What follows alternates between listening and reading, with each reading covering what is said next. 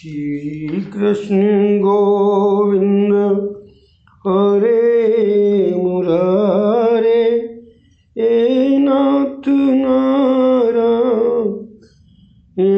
वासुदेवा। कल जो है योग वशिष्ठ रामायण में ज्ञान की 7 भूमिकाएं बताई गई थी, जिसमें शुभेच्छा और सुविचारणा के विषय में कल बताया जा चुका है। आज की कथा प्रारंभ होती है। तनु मानसा श्रवण मनन और नित्याध्यासन से शब्दादि विषयों के प्रति जो अनासक्ति होती है और सविकल्प समाधि में अभ्यास से बुद्धि की जो तनुता सूक्ष्मता प्राप्त होती है वही तनु मानसा है। सत्वापत्ति उपर्युक्त 3 से साक्षात्कार पर्यंत स्थिति अर्थात निर्विकल्प समाधि रूप स्थिति ही सत्वापत्ति है। ज्ञान की चौथी भूमिका वाला पुरुष ब्रह्मविद कहलाता है। असंस्कृत चित्त विषयक परमानंद और नित्य अपरोक्ष ऐसी ब्रह्मात्म भावना का साक्षात्कार रूप चमत्कार असशक्त है। इसमें अविद्या तथा उसके कार्यों का संबंध नहीं होता, अतः इसका नाम असंकित है। पदार्थ भावनी पदार्थों की दृढ़ अप्रतीत होती है और वो पदार्थ भावनी है। तुर्यगा तीनों अवस्था से मुक्त होना तुर्यगा है। ब्रह्म को जिस अवस्था में आत्मरूप और अखंड जाने वही अवस्था तुर्यगा है।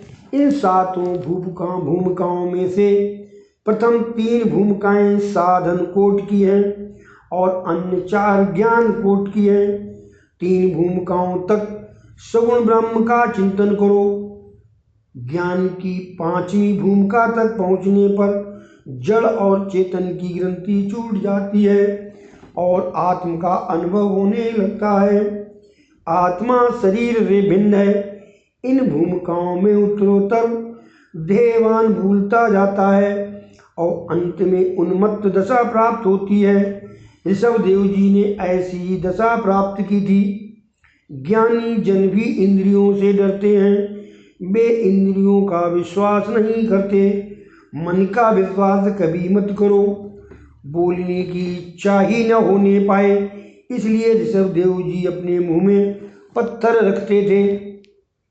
यौवन में ही वैराग्य न आए, सांसारिक विषयों के प्रति अरुचि न हो पाए तो प्रभु भक्ति प्राप्त नहीं होती। विषयों के प्रति जब तक वैराग्य न जगे तब तक भक्ति का आरंभ नहीं होता। आँख को शक्ति देता है मन और मन को बुद्धि शक्ति देती है और बुद्धि को शक्ति देते हैं परमात्मा। आँख के साथ मन न हो तो वस्तु दिखाई नहीं देती। ऋषभदेव जी कर्नाटक आए, दावाग्न में बुद्धिपूर्वक प्रवेश किया। देह जलती है पर आत्मा को तो कुछ नहीं होता। ऐसी आत्मनिष्ठा परमहंसों के लिए ही है। ऋषभदेव जी का चरित्र सामान्य मनुष्य के लिए अनुकरणीय नहीं है। ऋषभदेव जी का सबसे श्रेष्ठ पुत्र था भरत। इसी भरत के नाम से अपने देश का नाम भरत खंड पड़ा। ऋषभदेव जी के पश्चात भरत ने देश का शासन संभाला। उनकी कथा वर्तमान काल के लिए उपयोगी है। भरत जी महाभागवत हैं। उनके संग से सभी में भागवत भाव जगता था। उनके संग में आने वाले भक्ति रंग में रंग जाते थे। भरत जी ने व्यवहार की मर्यादा का कभी उल्लंघन नहीं किया था। वे महावैष्णव होने पर भी यज्ञ करते थे। अग्नि ठाकुर जी का मुख है। प्रत्येक देव को इष्ट देव का ही स्वरूप मानकर अन्य देवों में कृष्ण का अंश मानकर पूजा करते थे। अनेक यज्ञ करके उसका सारा पुण्य श्री कृष्ण के चरणों में अर्पित करते थे। कर्म फल परमात्मा को अर्पित करोगे तो आनंद होगा। कर्म फल प्रभु को अर्पित करने से कर्म का अभिमान नष्ट होता है। ईश्वर से अत्यधिक प्रेम करो, तभी किए हुए कर्मों का पुण्य परमात्मा को अर्पित कर सकोगे। पत्नी श्रम करती है और उसका फल देती है अपने पति को। कर्म करो, किंतु कर्म के फल के उपभोग की इच्छा न रखो। कर्म फल के उपभोग की इच्छा रखोगे तो कर्म का अल्प फल ही मिलेगा, पर यदि वे कर्म फल भगवान को अर्पित करोगे तो अनंत फल मिलेगा। सकाम कर्म की भागवत में कई स्थानों पर निंदा की गई है। सकाम कर्म में क्षति होने पर क्षमा नहीं मिल पाती। भरत निष्काम भाव से कर्म करते थे और उसका पुण्य श्री कृष्ण को अर्पित करते थे। सत्य कर्म की समाप्ति में आपको कहना है, अमेन कर्मणा भगवान परमेश्वरा प्रियताम नमम नमम। ऐसा कहते हैं तो कई लोग हैं, किंतु अर्थ नहीं समझते। कर्म कृष्णार्पण करने की भावना से ही भरत जी यज्ञ करते थे। भरत जी को युवावस्था में ही एक दिन वैराग हो आया। जिसे युवावस्था में ही वैराग हो और जो संयम करके भजन प्रवृत्ति बढ़ाए, उसे वृद्धावस्था में भगवान की प्राप्ति होती है। वृद्धावस्था में शारीरिक असर हो जाने के कारण तुम भक्ति नहीं कर सकोगे। तपश्चर्या यौवन में ही की जा सकती है। वृद्धावस्था में तपश्चर्या करने से अगला जन्म सुधरेगा। शरीर दुर्बल होने के बाद ब्रह्मचर्य का पालन करने का कोई अर्थ नहीं है।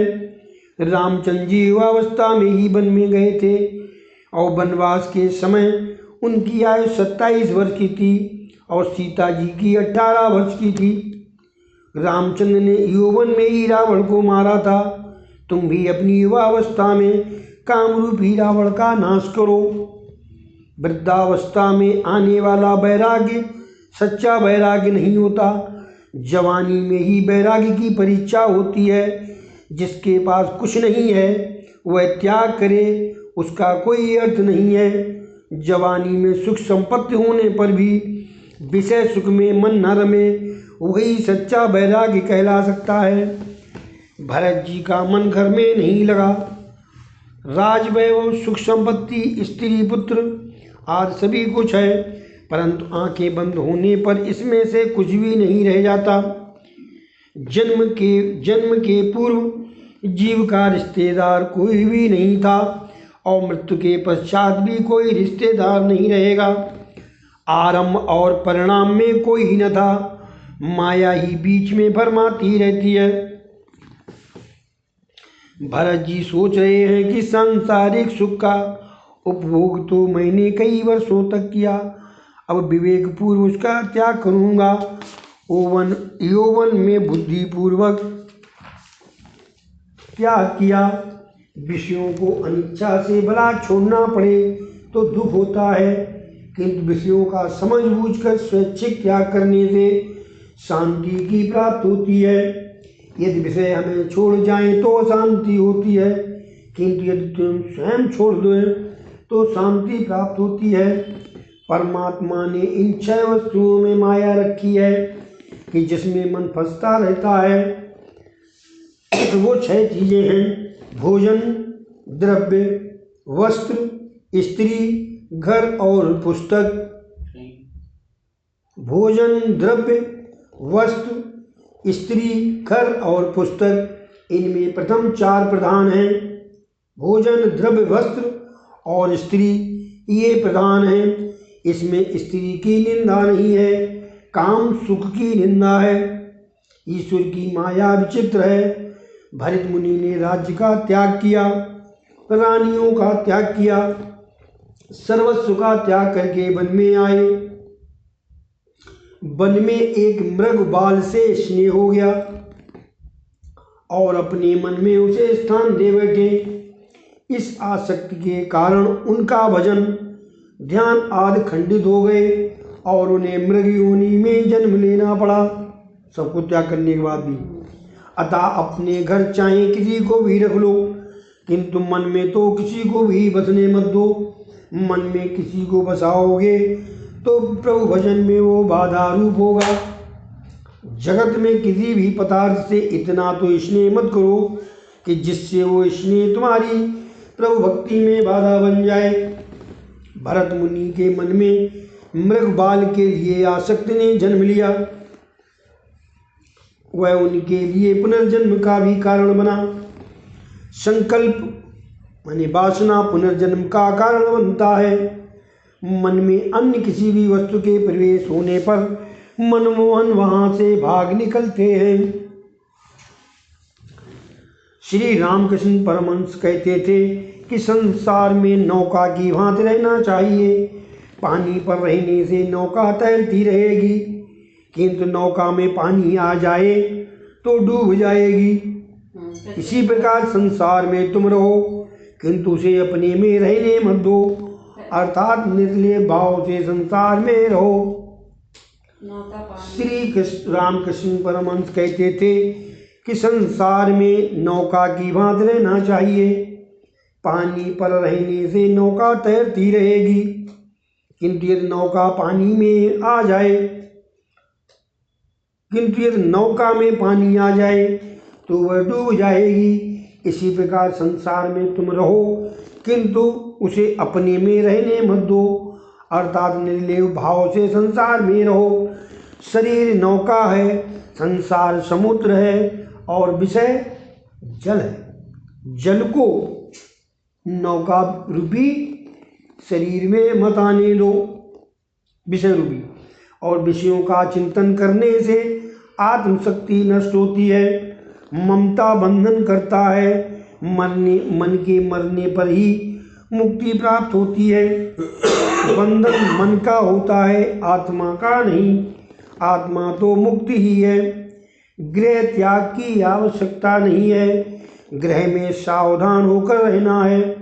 प्रतिकूल परिस्थिति में भी प्रहलाद घर में रहे और उनकी भक्ति में कोई बाधा न डाल सका। जबकि वन में एकांत में भी भरत जी मृगवाल पर आशिक्त हुए और भजन न कर सके। प्रतिकूल संयोग में, प्रतिकूल वातावरण में भजन किस प्रकार किया जाए, यह प्रहलाद ने जगत को बताया है। और अनुकूल वातावरण के होने पर भी मनुष्य सावधान न रहे तो भजन नहीं कर सकता। ऐसा हम भरत के दृष्टांत से समझ सकते हैं।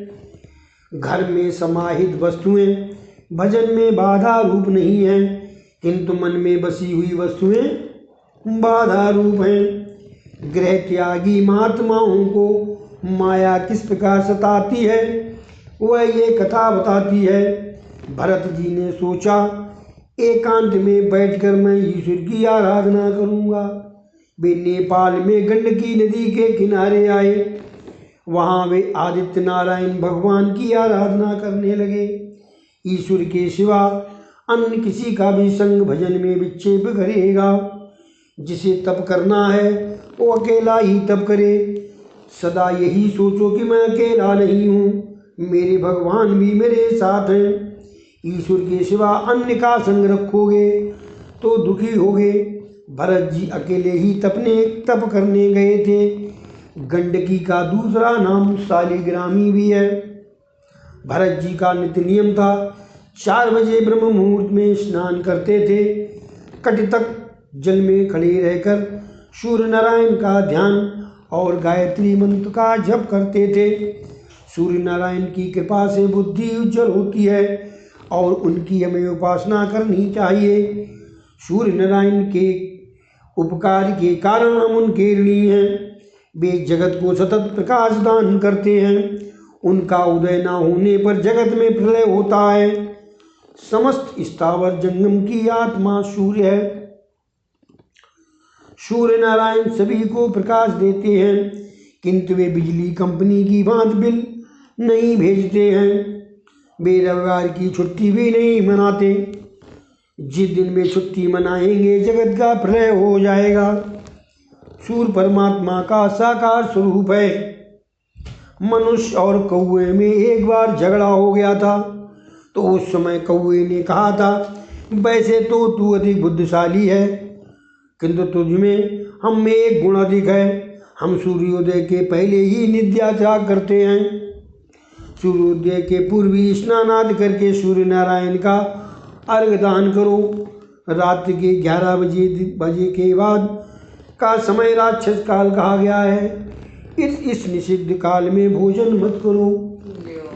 और क्या, आजकल तो लोग सिनेमा देखने के बाद 11 बजे भोजन करते हैं। ऐसा करना ठीक नहीं है माता जी।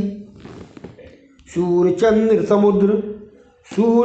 समुद्र ईश्वर की मर्यादा का उल्लंघन नहीं करते।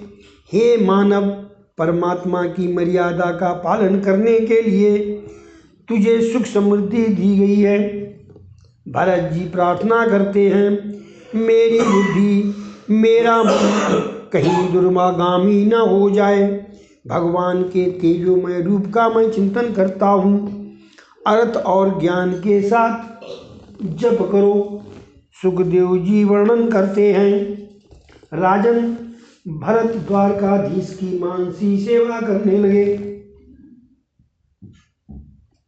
संत लोग हमेशा मानसिक पूजा ही करते हैं।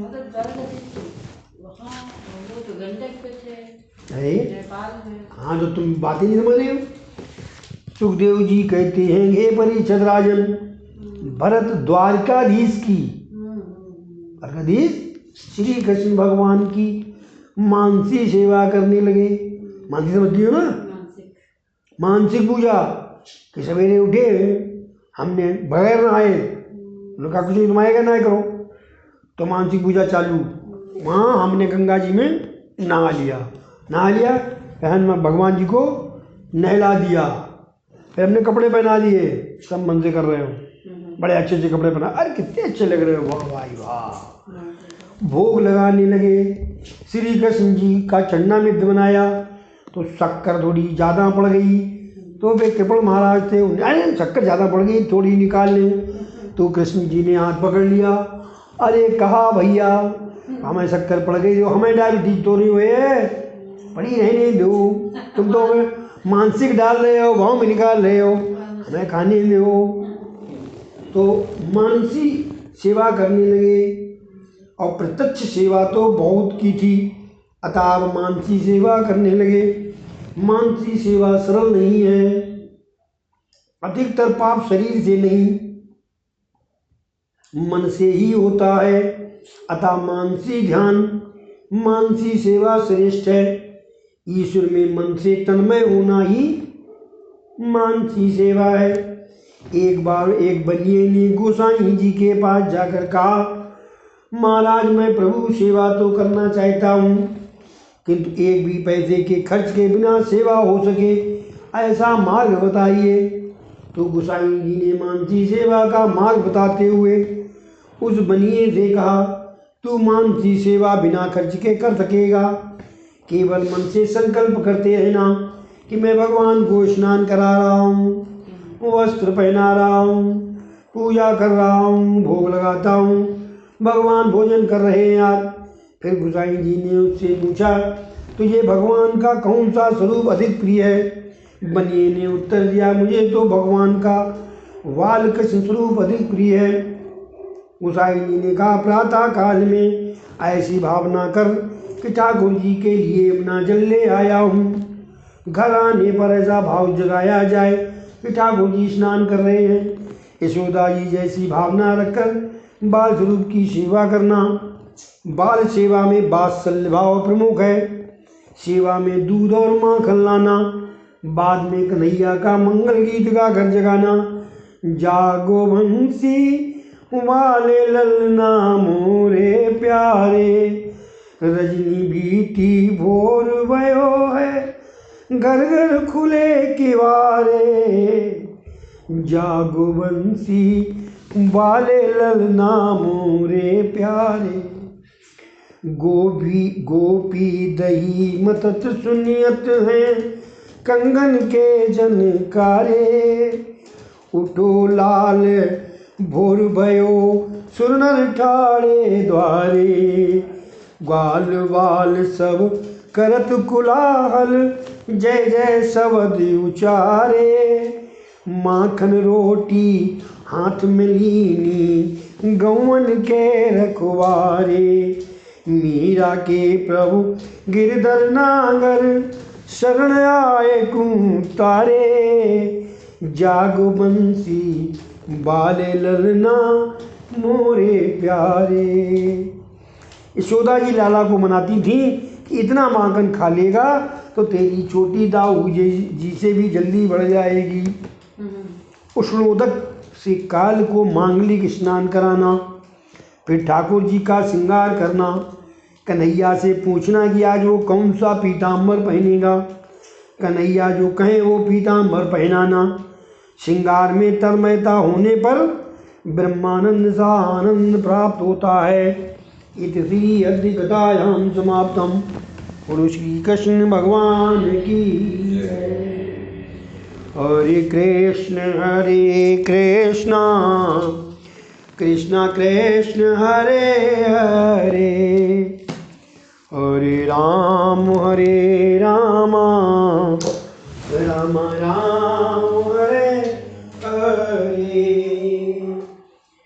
हरे कृष्ण